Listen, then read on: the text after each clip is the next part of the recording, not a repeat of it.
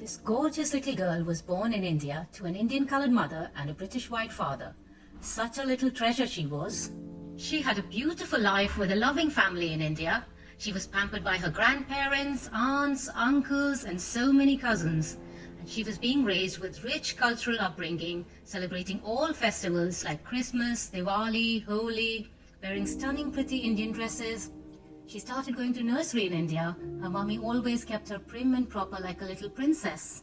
Mummy could not go to work, just so she could look after her little girl, which is what the father insisted on. He promised to be the protector and the provider of the family for the rest of his life. Mummy could do nothing but bank on him. This little princess was sick for nearly 4 years. Her growth chart started dipping down, and her mother stayed home to look after her day and night, almost brought her back to life as a healthy little puppet. Life was just great. And then came the calamity. Father got fired from his job in India. Family was devastated to leave their beautiful home, loving family, and such a beautiful country. They moved to Qatar, where the father was traveling all the time. Mum was busy looking after her little girl. Before they knew, father got fired again. Family eventually moved to Abu Dhabi in UAE. Just as they settled down and the child started building new friendships, enjoying her school, father got demoted and soon enough got fired again from his job in Abu Dhabi. This time, the family moved to Dubai.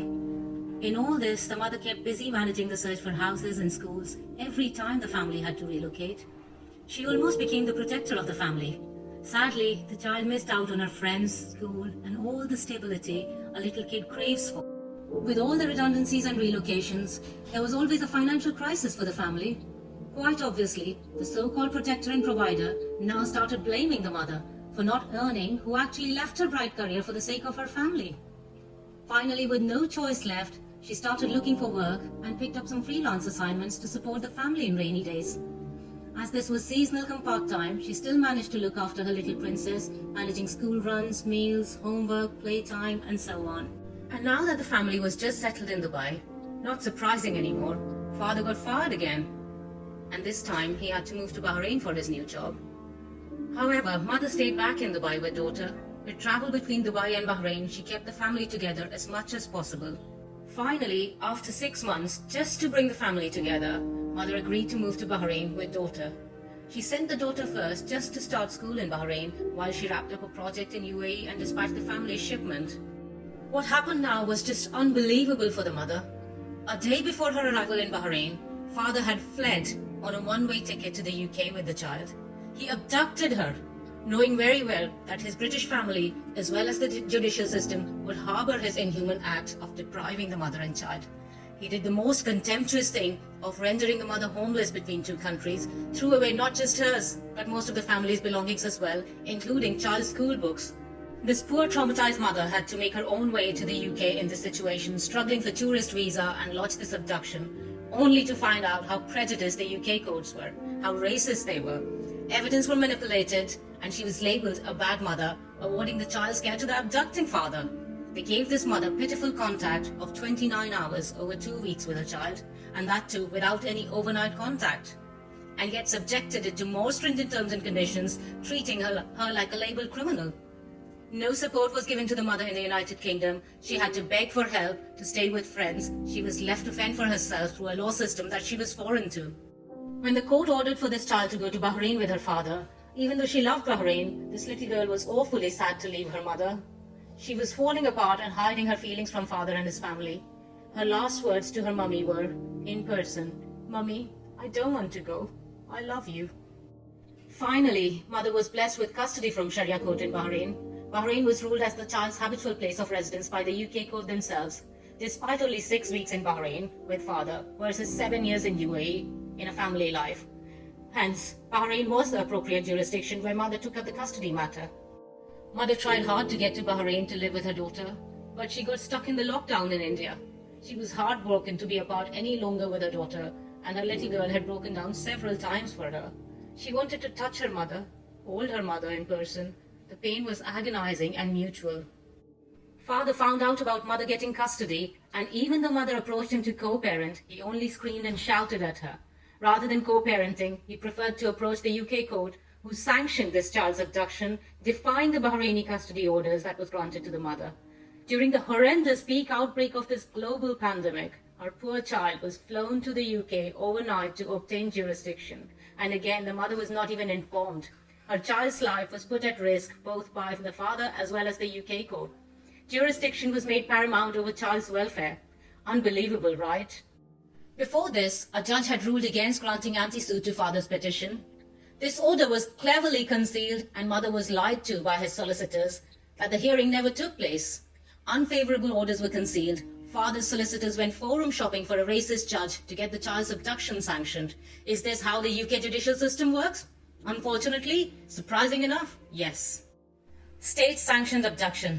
UK court was in brazen defiance of not just Bahraini custody orders, but also their own judge's ruling against father's petition, which was hid from the mother, concealed from the mother. Mother's pain was now unimaginable. She was flabbergasted to find out what the so-called courts of justice were doing to her and her child. The child had been kept on the run since December 2019 until April 2020 now. She was inconsolable once again to be separated from her friends and even a pet in Bahrain. And of course, deep down, she knew this has taken her even further away from her mother. Imagine all this happened to her overnight. Now they're constantly brainwashing the child against the mother. She's constantly being bribed to not miss her mummy. Father is making her sink into parental alienation. This little girl, her mother, and her loving family are all deprived. But for what? For UK courts to defend a British father's criminal act of abduction? A conspiracy he hatched with his parents? But guess who suffers? Not the white British father, not the white British grandparents, but the Indian mother, loving Indian grandparents, and the rest of the Indian family that the child is extremely close to. The UK court would now not let this child come to India. And now comes another twist in the story. Father admitted all facts proving abduction. But guess what the UK court did? They conveniently labelled it as a callous act. He also admitted in his form submissions and cross-examination that he alleged mother with false threat of abduction to cover up his own act of abduction. He clearly stated mother is not a threat to the child, India is not a threat to the child. UK court is now holding this innocent child as hostage, compelling and blackmailing mother to give up custody. British father's act of abduction was pardoned, but mother taking custody from Sharia court was considered a punishable crime.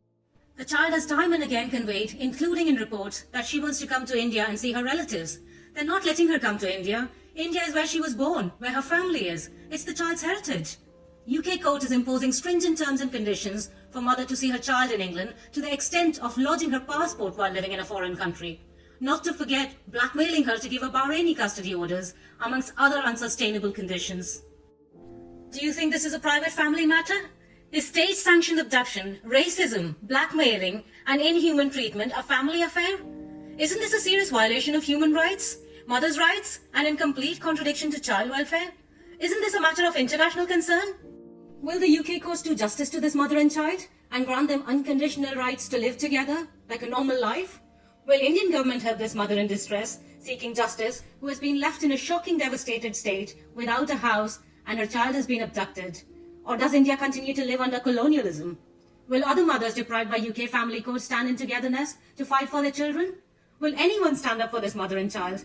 Or there has to be another George Floyd sacrifice to raise awareness against racism in the UK courts this time? Please share this video and help this mother and child get justice and reunite forever. Please feel free to leave us your comments here. Thank you.